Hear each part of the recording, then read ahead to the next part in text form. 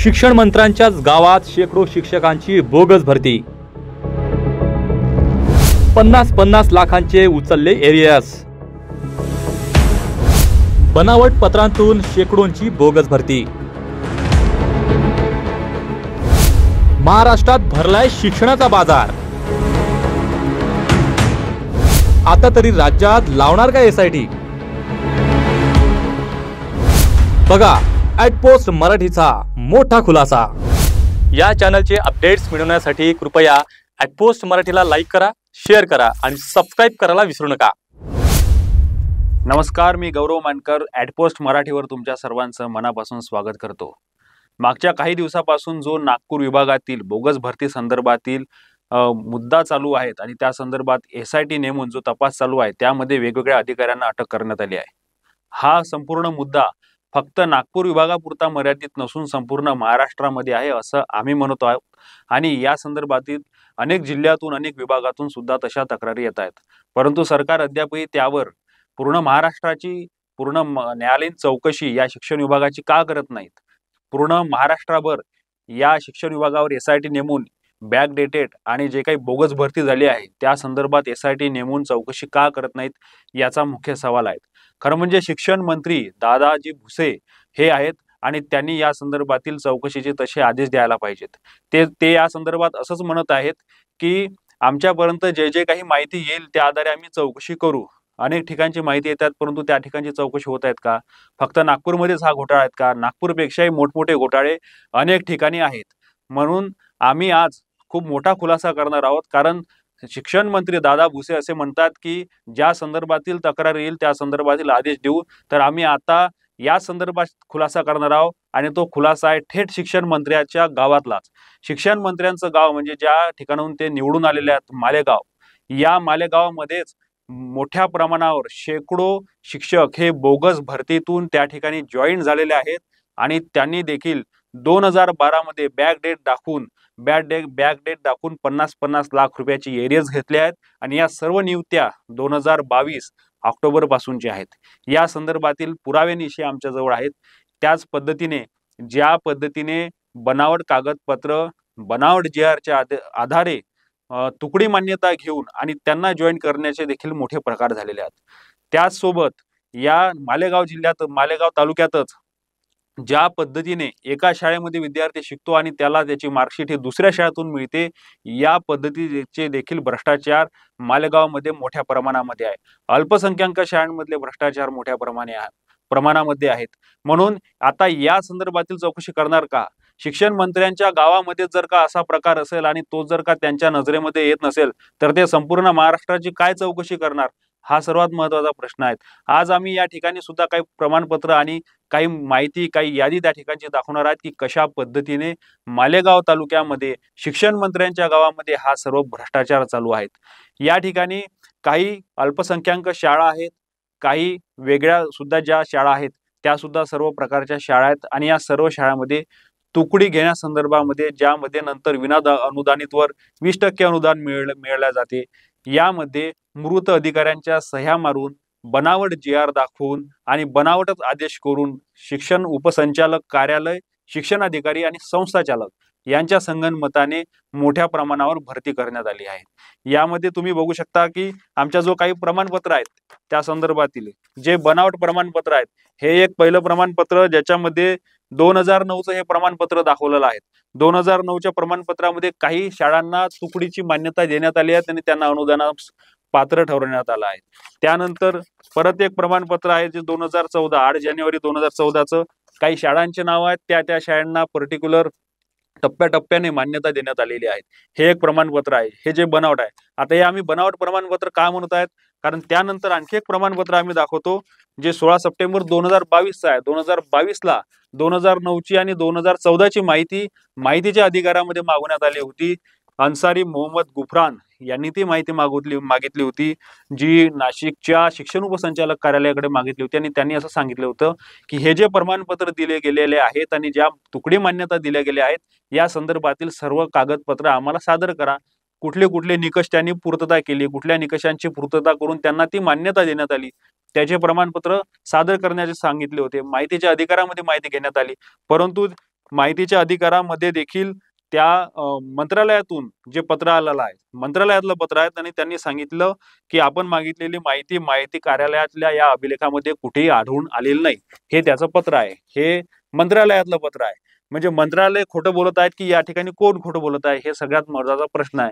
म्हणजे ज्या पद्धतीनं बनावट कागदपत्र सादर करून तुकडी मान्यता मिळवल्या आहेत, अनुदानाचा लाभ घेतला आहे, आणि अशा 1-2 शाळा नाही तर जवळपास 30 पेक्षा जास्त शाळा फक्त शिक्षण मंत्र्यातल्या गावातल्या आहे. शिक्षण मंत्र्यांच्याच गावातल्या 30 शाळा आहेत. फक्त त्या मालेगावातल्या 30 शाळा, 30 शाळांमध्ये जवळपास 400च्या वर असे बोगस शिक्षक आणि जवळपास 74 तुकडींना मान्यता देण्यात आलेल्या आहेत 2022च्या कार्यकाळामध्ये. या 2022 मध्ये शिक्षण उपसंचालक कोण? हे जे DB चव्हाण शिक्षण उपसंचालक आहेत, यांच्या कार्यकाळामध्ये सर्वात मोठ्या प्रमाणावर या संदर्भामधील तुकडी मान्यता मिळालेल्या आहेत.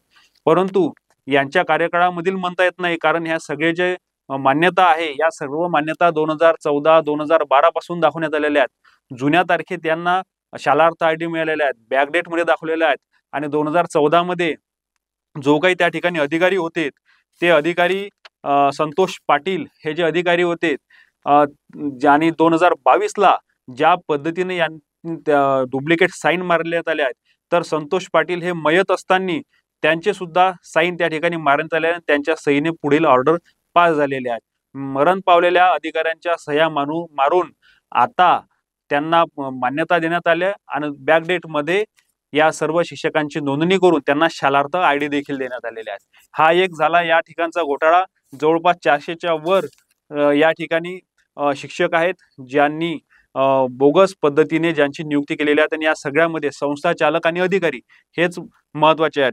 DB चव्हाण हे या प्रकरणामध्ये जवळपास यांच्या मान्यतेनेच अनेक साईन झालेले आहेत आणि त्यांच्या कार्यकाळामध्ये अनेक मोठमोठे प्रकार देखील उघडकीस येत आहेत. ते या अगोदर देखील औरंगाबाद आणि मुंबई या ठिकाणी सुद्धा कार्यरत होते.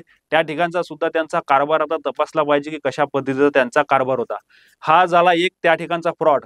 परंतु एकाच फ्रॉडमध्ये आणखी दुसरा फ्रॉड असा त्या ठिकाणी झालेला आहे की जे शिक्षक हे बॅकडेट मध्ये लागले आणि ज्यांनी 2012 पासून त्यांना एरियस प्राप्त झालेला आहे, तो एरियस काही सर्वसाधारण एरियस नाही. या सगळ्या शिक्षकांना जवळपास जो एरियस लागू झालेला आहे त्याची सुद्धा आमच्याकडे पूर्ण यादी आहे. हे पूर्ण त्या संदर्भातील यादी मालेगावमधील शिक्षण मंत्र्यांच्या गावामधलीच ही यादी आहे. त्यांनी हे बघावं आणि त्यांनी त्यानंतर त्यावर आता कारवाई करावी.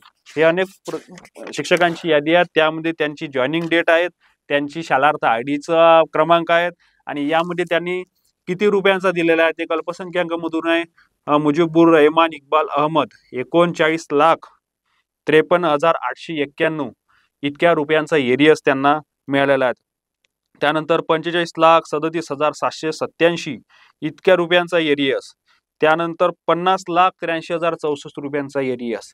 त्यानंतर 50,83,064 परत म्हणजे सेम एरियस त्यांना मिळाला. 46,37,056 रुपयाचा एरियस.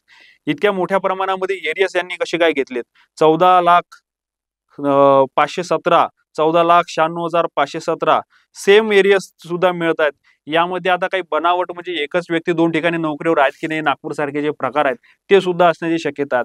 हे फक्त एकट्या शिक्षण मंत्र्यांच्या मालेगावातील गोष्ट आहेत. याचप्रमाणे अनेक ठिकाणच्या याच तालुक्यामध्ये किंवा या नाशिक विभागामध्ये सुद्धा भरपूर केसेस आहेत. जळगाव सारख्या ठिकाणी देखील मोठमोठे केसेस या संदर्भामध्ये आमच्यापर्यंत येत आहेत. त्याची सुद्धा माहिती आम्ही वेगळ्या प्लॅटफॉर्मवर सुद्धा आम्ही ती माहिती देणार आहोत. त्याचप्रमाणे बनावट GR, बनावट माहिती आणि बनावट शुद्धीपत्रक बनवून ह्या सर्व प्रकार झालेले आहेत. फक्त तुकडी मान्यताच नाही तर अनेक जे शाळा आहेत त्यांच्या स्थलांतरांचा प्रकार देखील बनावट पत्रांच्या आधारे झालेल्या आहेत. यामध्ये अनेक शाळा याच तालुक्यामधल्या आहेत ज्यांची सुद्धा यादी, ज्यांची सुद्धा नावं आमच्यापर्यंत आहेत. याच प्रकारे नुकताच त्या ठिकाणी काही लोकांनी प्रेस कॉन्फरन्स घेऊन सुद्धा एका जमहूर हायस्कूल मधील देखील घोटाळा बाहेर काढला. त्यांनी जवळपास 9 वर्षामध्ये 38 शिक्षकांची भरती केली. आता ही भरती कशी काय केली? 2,75,00,000 एरियस त्यांनी घेतलेला आहे. आणि त्याच पद्धतीने लासलगावची जी शाळा आहेत, एक Lasalgaon national education society BI Shaikh Urdu प्राथमिक शाळा, यांचा UIDAIS क्रमांक सुद्धा यांना नव्हता, परंतु त्यांनी त्या ठिकाणी ऍडमिशन घेतल्या, विद्यार्थ्यांना ऍडमिशन दिल्या, त्यांनी वर्षभर शिकवलं. परंतु ज्यावेळेस मार्कशीट घेण्याची पाळी आली त्यावेळेस त्यांनी मालेगावातल्या एका दुसऱ्या शाळेतील मार्कशीट त्यांना दिली. आता हे प्रकार देखील प्रत्येक शहरामध्ये आहेत आणि हा प्रकार देखील उघडकीस आला. त्यानंतर चौकशी झाल्यानंतर 1 लाखाचा काय त्यांच्यावर दंड झाल्याची माहिती आहे. परंतु असे प्रकार जर मालेगावामध्ये शिक्षण मंत्र्यांच्या गावामध्ये होत असतील, आमचं म्हणणं असं नाही की ते आले आणि त्या कार्यकाळापासून सुरू झालं, परंतु हे जे प्रकार आहे खूप अगोदरपासून सुरू आहेत. परंतु ज्या पद्धतीने हे सर्व जर का घोटाळे बाहेर येत आहेत, अनेक पुरावे बाहेर येत आहेत, तर तुम्ही संपूर्ण महाराष्ट्रामध्ये या संदर्भात SIT का लावत नाही, संपूर्ण महाराष्ट्राची चौकशी का करत नाहीत? तुम्हाला जर का माहिती पाहिजे आहे तर अनेक लोक आहेत जे माहिती आणून द्यायला तयार आहेत. अनेक तक्रारी झालेल्या आहेत, तक्रार होऊनही त्यावर कारवाई होत नाहीत, अधिकारी कारवाई करत नाहीत. मग अशा पद्धतीमध्ये शिक्षण व्यवस्था कशी काय सुरळीत चालेल आणि उच्च गुणवत्तेचं शिक्षण कसं काय मिळणार, हा सर्वात महत्त्वाचा प्रश्न आहे. आमच्याकडे या संदर्भामध्ये अनेक पुरावे आहेत, अनेक माहिती आहेत. हळूहळू आम्ही त्या संदर्भातील सर्व माहिती आम्ही देऊ आणि ज्या पद्धतीनं शिक्षण मंत्र्यांच्याच गावामध्ये हा घोटाळा आहे, हा घोटाळा आम्ही या ठिकाणी खुलासा करतोय. या घोटाळ्याचा पूर्ण एक्सपोज आम्ही एक्सक्लुझिव्ह आमची बातमी आहे ॲटपोस्ट मराठीची, आणि ज्या पद्धतीनं हा घोटाळा आम्ही लावून धरतोय, वेगवेगळ्या ठिकाणचे वेगवेगळे नावं आमच्यापर्यंत येत आहेत. मोठमोठे अधिकारी, मोठमोठे नेते देखील यामध्ये गुंतले आहेत. ती सगळी माहिती आम्ही बाहेर काढू आणि तुमच्यापर्यंत पोहोचवण्याचा प्रयत्न करू. सध्या तरी नागपूर SIT जी आहे त्या प्रकरणामध्ये अनेक शिक्षक उपसंचालकांच्या आता अटक झालेल्या आहेत, लिपिकांच्या अटक झालेल्या आहेत. आता संस्था चालक आणि शिक्षक रडारावर आहेत. काही दिवसामध्ये अनेक संस्था चालकांच्या देखील अटक होण्याची शक्यता आहे. परंतु अजूनही जे मुख्य आरोपी म्हणून मानले गेले निलेश वाघमारे आणि सतीश मेंढे यांची अजूनही अटक झालेली नाही. ते लपून कुठे बसले आहेत, पोलिसांना अजूनही ते हाती लागलेले नाहीत. परंतु येणाऱ्या काळामध्ये जे काही अपडेट्स होईल ते सुद्धा आम्ही देऊ आणि शिक्षण मंत्री दादा भुसे यांनी देखील या प्रकरणाची गांभीर्याने दखल घेऊन संपूर्ण महाराष्ट्रामध्ये याची चौकशी लावली पाहिजे, न्यायालयीन चौकशी किंवा SIT लावली पाहिजे, अशी देखील आमची मागणी आहे. या संदर्भातील अनेक अपडेट्स असतील तर तुम्ही आम्ही जो डिस्क्रिप्शन बॉक्समध्ये ईमेल ID दिले आहेत त्यावर माहिती पाठवू शकता. त्याच पद्धतीने काही सूचना असतील ते सुद्धा तुम्ही आम्हाला देऊ शकता. आमचा व्हिडिओ तुम्हाला कसा वाटला कमेंट बॉक्समध्ये कमेंट करून नक्की कळवा आणि ॲटपोस्ट मराठीला लाईक करा, शेअर करा आणि सबस्क्राईब करायला विसरू नका. धन्यवाद.